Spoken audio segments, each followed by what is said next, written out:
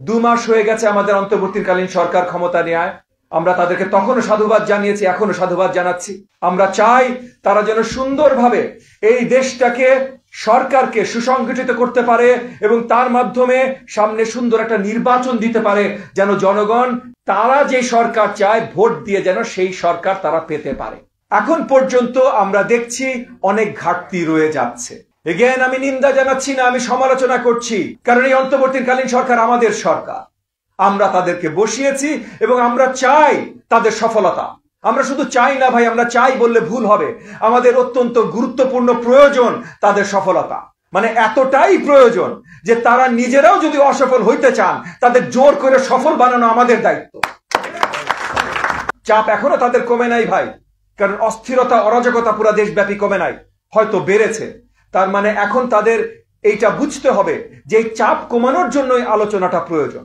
সর্বোচ্চ বিদ্যুৎ সাশ্রয় যমুনা এসি, মাত্র 24 টাকায় এসি চলবে সারাদিন। যমুনা এসি। আমাদের সাথে বারবার করে বসা প্রয়োজন, অনেক আলোচনা প্রয়োজন, কিন্তু শুধু আমাদের সাথে নয়, আমাদের অর্থনৈতিক মন্ডলে যারা স্টেক হোল্ডার্স আছেন, ব্যবসায়ী মহল, ইন্ডাস্ট্রিয়ালিস্ট, অন্য সব মহলে যারা স্টেক হোল্ডার্স আছেন, সবাইকে ডেকে বারবার বসা দরকার। কারণ স্বল্প আকারে একটা মন্ত্রী পরিষদ গঠিত হয়েছে।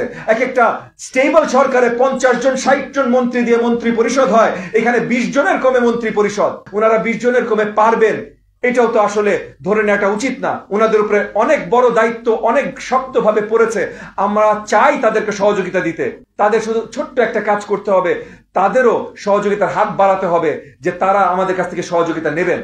এবং আমি যখন আবার পরিষ্কার করি, আমি যখন আমাদের কাছ থেকে বলছি, আমি শুধু রাজনৈতিক দল বলছি না, আমি সকল গুরুত্বপূর্ণ জনগোষ্ঠী, সকল গুরুত্বপূর্ণ স্টেক হোল্ডারের কথা বলছি।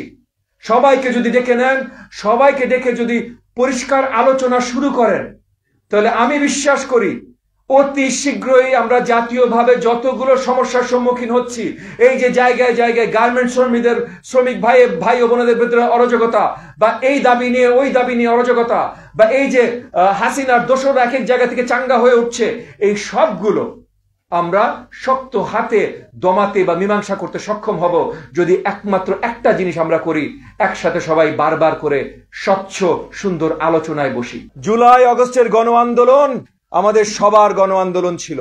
আজকে এই টেবিলে বসা এমন কোন দল নাই, এমন কোন নেতা নাই আজকে এই টেবিলে বসে আছেন যে একদম আলটিমেট স্যাক্রিফাইস করার জন্য রাজপথে জুলাই আগস্টে ছিল না। আমরা সবাই ছিলাম এবং আমাদের ছাত্র এবং জনতার সাথে আমরা একসাথে দাঁড়িয়েছি।